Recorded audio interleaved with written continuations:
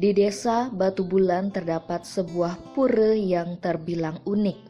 Pura itu bernama Pura Dalam Bebetelan Menguntur yang berlokasi di desa adat Dlotukat, Desa Batu Bulan, Kecamatan Sukawati, Gianyar, Bali.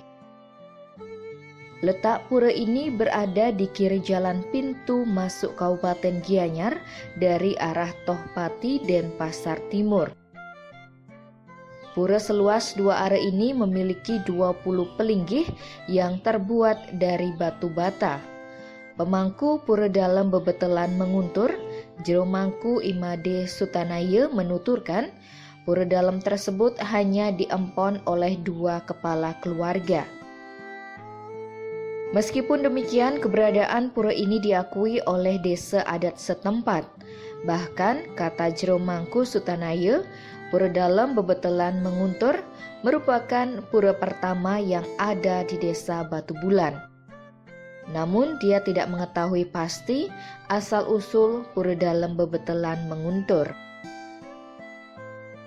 Yang terlihat unik dari pura ini adalah dari pelinggih yang ada, terdapat pelinggih untuk wong samar, memedi, dan penyarikan.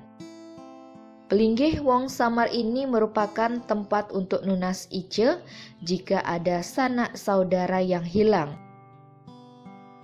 Kemudian pelinggih penyarikan merupakan tempat untuk memohon agar anak tak gelisah.